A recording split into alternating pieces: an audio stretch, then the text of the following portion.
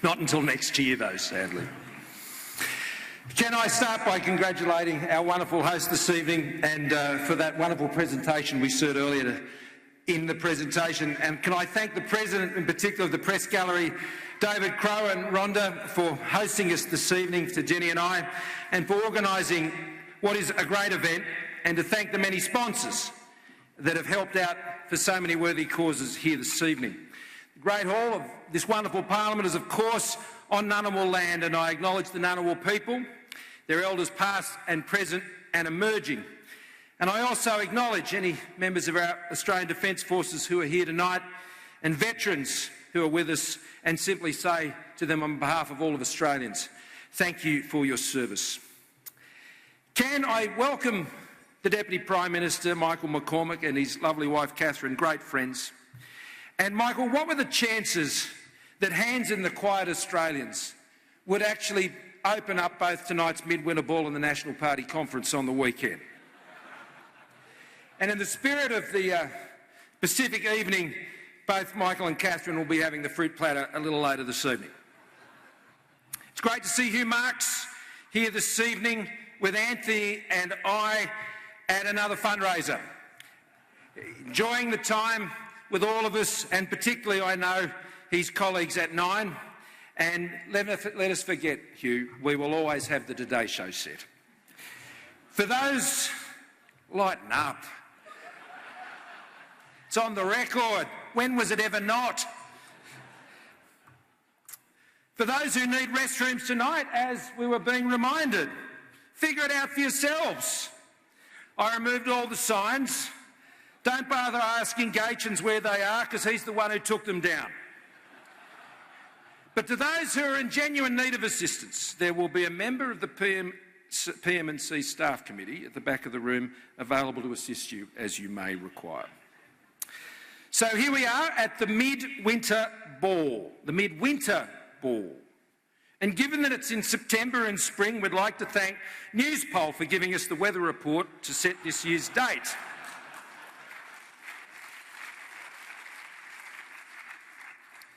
Now, the only benefit, frankly, of not winning the election is that I wouldn't have to give this speech. You all saw last year's effort. And on the scale of train wrecks, it sat somewhere between Mal Meninga's, the coach of my Prime Minister's 13 press conference many years ago, and that Waleed interview. And don't worry, Waleed, I didn't think my performance was any good either. But I note the great collective that runs the gallery has, in its infinite wisdoms, as I said, decided to put tonight's speech officially on the record. Sure, your call.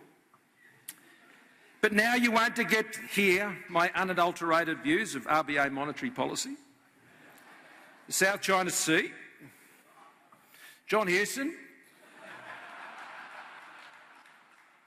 what's currently in the coalition agreement, what I think about the contents of Nikki Sava's book, but I reckon she knows. Or most importantly, what really happened at the Engadine McDonald's in 1997. It will remain the mystery of the ages. Without a willingness to have the events of tonight kept secret, I've tabled the speech that I would have otherwise given in Cabinet. And that should make for a great front page of the Sunday tabloid in about 30 years' time. And no doubt Michelle Grattan will be still here to cover it, because, as you know, I believe in miracles. So with the cameras in the room and the recorders out on the tables, draw in.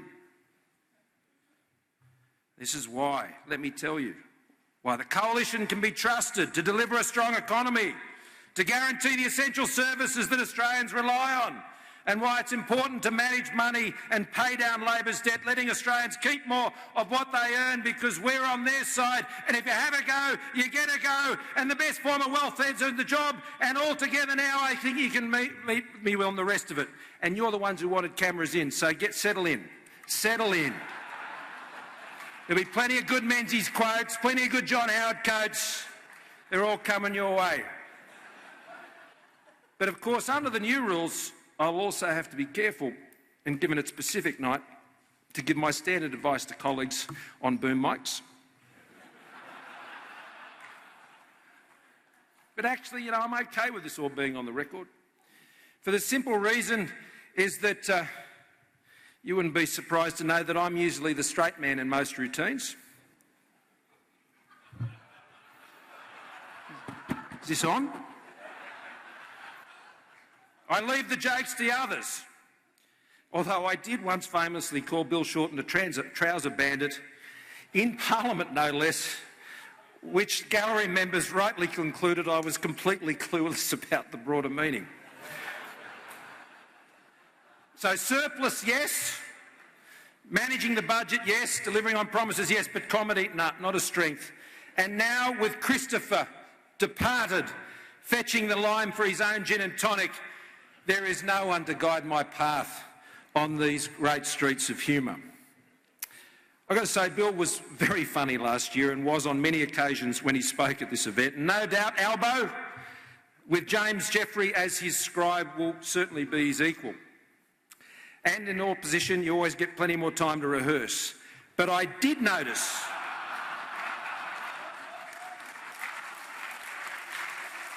No pressure, Albo. I did notice, though, that every year Bill started his press gallery ball speech the same way. He said the number of years he'd addressed the ball and the number of Prime Ministers he'd faced. Now, as a Conservative, I'm all for tradition. So I'm ScoMo. This is my second bid winner ball, and I'm delighted to be here with my second Leader of the Opposition. Now, you never thought I'd get to say that a year ago, or indeed 4 months ago. And just in case you forgot, we put this together earlier. There's no way that Scott Morrison can win it, and I'm happy to have that replayed time and time again, to my shame if he does win it. Bill Shorten will be Prime Minister for the next 3 years. Could the polls be wrong? Do you think that a coalition could get up? I mean, I'm asking you. We might have to look for a new job on that.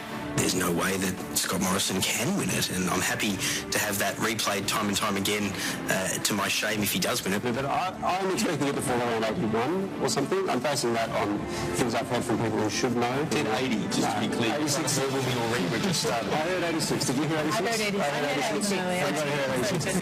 There's no way that Scott Morrison can win it, and I'm happy to have that replayed time and time again, to my shame if he does win it. Ipsos poll that shows an 8-point turnaround on the two-party preferred vote in Queensland. That would deliver quite a lot of seats to Labor in the 80s and the Coalition in the 60s. Can you think of an historic example where a government in this kind of position has been re-elected? No. I suppose you want a longer answer to that, Lou. And that's the program for this evening. There's no way that Scott Morrison can win it, and I'm happy to have that replayed time and time again, to my shame if he does win it.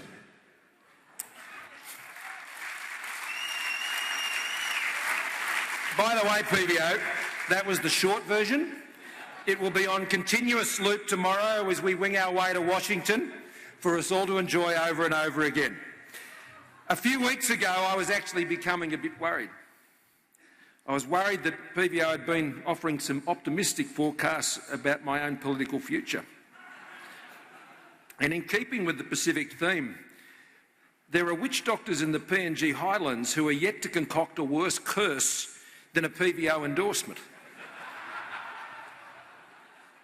But thankfully, I can rest easy again because PVO's venom has returned, and once again, according to PVO, I am certainly finished. Of course, there are a catalogue of lessons that you learn in your first year in the job. Always review all the full lyrics of songs before you make a social media video. Shout out to Fat Man Scoop, hands in the air. Always keep your white shoes polished. And if you can't do that, make sure you get a better Photoshop editor who actually knows their left foot from their right foot. Never say ni hao to a Korean. Just saying. Get off your phone when you're waiting for the family photo at a G7 summit. Always take small bites of a pie when the cameras are within range. And if you've got a big shiny blue bus, use the shiny big blue bus. There is never a downside to a Borat impersonation. Very nice. That may come into question now. There's no AFL team called Perth. And when your Chief of Staff's surname is John Kunkel, never use his shortened nickname on national TV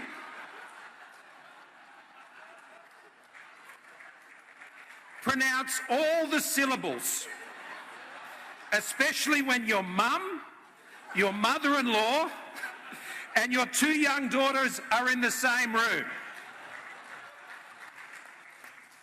It's great to have all the Canberra political journalists together here tonight because it's much easier to get your metadata that way. You all thought Mike Pizzullo didn't come because he didn't have a dinner suit. You made jokes about it. Ooh, harsh over here. Secondly, it leaves the Sky News studio free for Craig Kelly, who's up there running amok, as usual. And thirdly, I know that Josh isn't on the phone to any of you. Sorry, Josh. I had to work you in somewhere. Now, I'm assuming there'll be a few journalists and camos and photographers taking it a bit easier tonight because tomorrow morning's flight to the US for what looms to be a very important series of meetings with President Trump and other world leaders gathered for the UN General Assembly in New York. And this is a big trip for the media. This is a big deal. This is the White House. They send the best, the gathered media organisations here, the big guns, go on this trip. They're most experienced, they're most trusted. Leaders of their field will be sitting on Shark One tomorrow. It's Premier League stuff. The cabinet of journalists. That's right. A media pack of 19 Australian journalists, camos and the rest will be on board. They are the chosen ones. Problem is, they only chose 4 women. I can see the gallery coverage now. Old white men in suits, they'll cry. Mr. Crow, does the gallery have a woman problem? The Guardian will demand answers. And back on the Today Show set, Hugh, they'll say, surely this is the time to address this travesty, to right this wrong and introduce quotas for the media pack.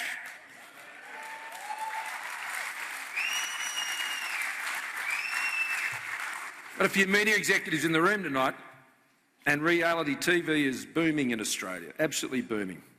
And it's time for this place to pay for itself, and that's why there needs to be, the Bubble as a reality television show here out of Parliament. There are many options. We could recreate our own version of the hit series The Mentalist, where Simon Benson, a dashing journalist, discovers his innate ability to predict and report on coalition announcements days, sometimes weeks before they're actually made. It's uncanny. Think of the drama if we had our own version of the Great Australian Bake Off, where Annabelle and I get together with a few of my mates and we bake cakes that we don't sell to anyone. Think about it. We could have our own version of Gogglebox called Googlebox, where we gather together a set of quiet Australians and we give them some cheap wine, I should say, and they're forced to watch politicians Googling themselves. And of course, reality TV needs a real estate show. Location, location, location, where they'll follow Maurice and I as we seek out new locations for our embassies starting in Jerusalem. We've got Andrew Hastie, and he takes care of Australia's Next Top Model and Australia's Ninja Warrior in one. The Apprentice, starring Ben Morton. And as of last week's epic showdown in Question Time, we've got our own version of the contender, the Big Mac Michael McCormack, going up Joel the Fighter Fitzgibbon, mano on mano, like two old farmers disputing over the fence over a property boundary, except one of them actually grew up on a farm. But if that doesn't work, we could always do Farmer Wants a Meeting with a special guest star, couldn't we, Angus?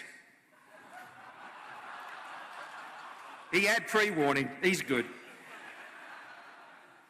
And to keep the transmissions costs down, with our new channel, Stuart Robert has offered to stream it all from his home network, and he tells me he's got a great internet plan. But enough of that. This is a wonderful event because it's an event that honours the contribution that journalism makes to our country, and it is an event that raises vital funds for good charities. It brings the best out in the bubble. Over $4 million raised, over 20 mid-winter balls, and that is an achievement definitely worth celebrating. And this year, like most others, your committee has picked charities that really, once again, do make people's lives that little bit easier. Guide Dogs here in Canberra. How good are Guide Dogs? Helping 142 people live independently. Vinnie's Night Patrol. For much of the year, the nights are cold here in Canberra, particularly the night the Sharks went down to the Raiders back in the first round. And for the 18 years, the Vinnie Nights Patrol has been providing light meals and blankets, clothing and sleeping bags for people who really need it. Good 360 takes non-perishable products from Australia's biggest brands, things like linen, toiletries, clothing and homewares, and gets them to families who really need them. Life Cycle supports carers who are caring for someone who is frail and who has a life-limiting illness. And the money raised for CareFlight is going to purchase a monitor and a defibrillator for the long-haul flights between Darwin, Catherine and Nhulunbuy. Beard season is going to use tonight's funds to pay for a pop-up skin cancer clinic at events and festivals. And Bully Zero Australia are working to reduce online bullying and are seeking to create a national bullying advice line for young people. These are all great causes. Every one of these charities is a reminder of who we really serve here in this place. We all bring to this building, different beliefs, different experiences of Australian life. And I believe we all come here to make Australia a better place, particularly for those young ones growing up who come and sit here in this place and listen to their local member and see what happens here. We can ease the burdens of people and we can make our country stronger and support as it strives to be what is the greatest country on earth and remain that way forever. We contend for the ideas and the values we believe in here in this place. And for the most part, our Parliament is filled with men and women who desperately love this country, whatever role they do, whether it's the attendant who's working in the Parliament building, the journalist who works in the gallery, the camo who's out there each day, usually in the cold, in the mornings when politicians are coming in, what we do in the cabinet room, what is done in the shadow cabinet room, what's done in the chambers. We might not agree on how, but I think we agree on why we're all here. It's about the Australian people, quietly living their lives, doing their best, loving their families deeply, supporting their communities, millions and millions and millions of Australians with decent, honest aspirations. Let them always be at the centre of what we do. Thanks for having me. Have a great night.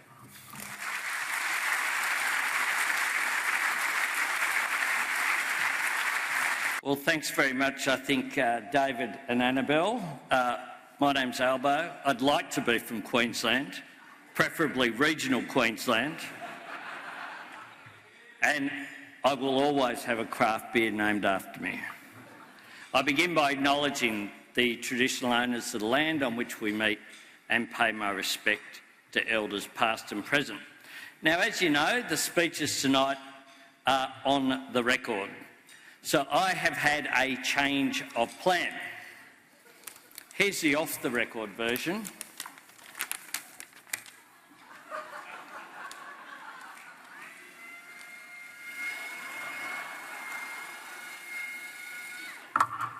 Now, in the spirit of Banksy, that speech can now be yours as a fundraiser to raise money for the charities tonight. Now, there's at least one member here, or at least one member of Parliament we know of, who's very good at organising an auction.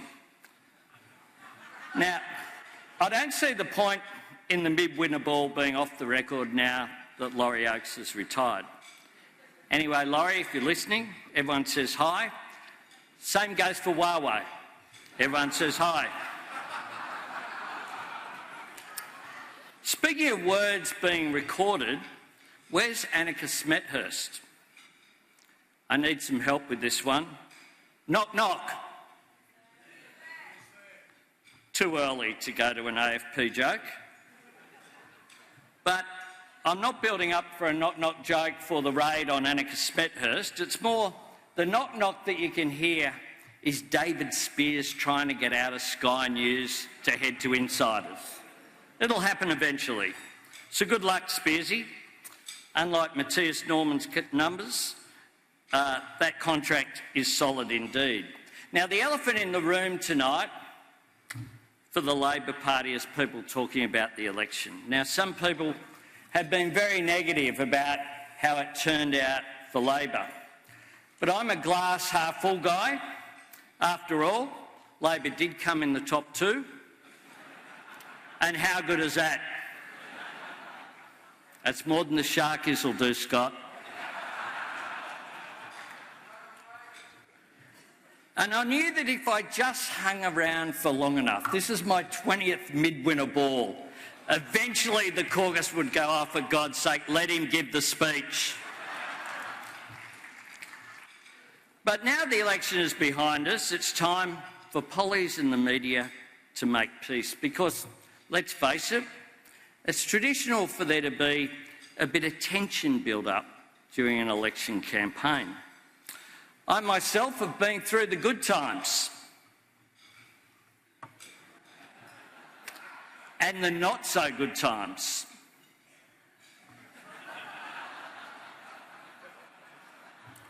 I prefer the former. But there comes a time to remember, in the spirit of Bob Hawke, that it's better to reach across the divide. And it was inspiring to see Nine do that recently with the Liberal Party. Reaching out, that's one term for it. A similar term didn't survive the shredder. Think about it. And in Hugh Marks, the Libs have finally found a Marxist they can agree with. And I mean, really agree with. In a way, we're doing the same thing tonight as Nine and the Libs did in the Nine studio. The difference is they made more money than the midwinter ball. But you're pleased to know that just like Nine, Labor is also reaching across the divide. We've been extending the hand of friendship to News Corp. In fact, the hand of friendship has been so successful that some news employees have latched onto it and refused to let go. We're stuck with them. Matthew Franklin, Andrew Burrell, Liam Houlihan, James Jeffrey, they're all coming across. They are like rescue dogs that are learning, very slowly, to trust and love again. So if anyone at News is thinking about coming across, rest assured that in your new adopted homeland of the socialist utopia that is the modern Labor Party, you will always be free to practice your cultural traditions.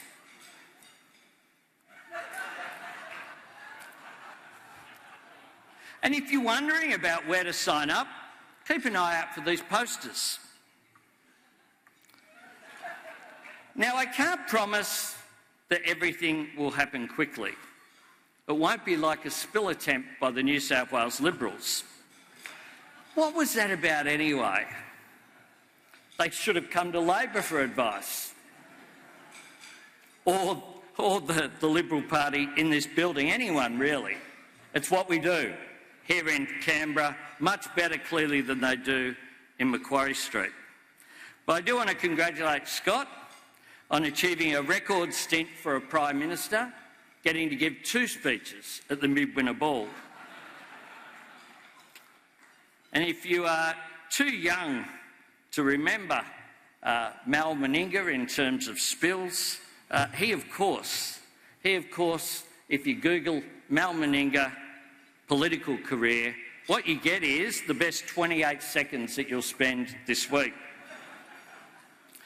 So the current political battle is a true contest about diversity. Leader versus leader. Albo versus ScoMo.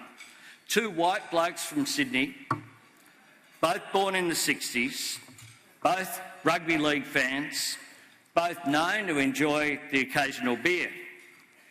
There are many differences, of course. For example, I don't spend enough time in the Sutherland Shire.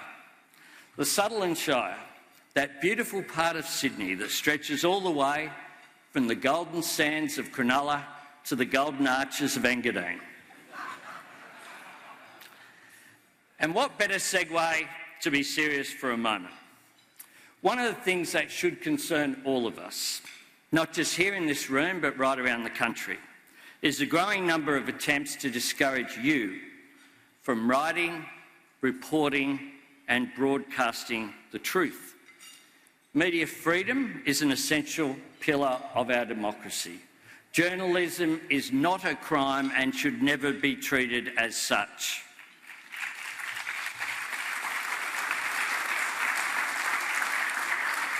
It's something we simply can't be complacent about. So we need to cherish it, we need to nurture it, and we need to support whatever legislative change is required to ensure that press freedom remains a central component of our democratic system. Apart from everything else, it gives us this Midwinter Ball, seasonally adjusted tonight for climate change.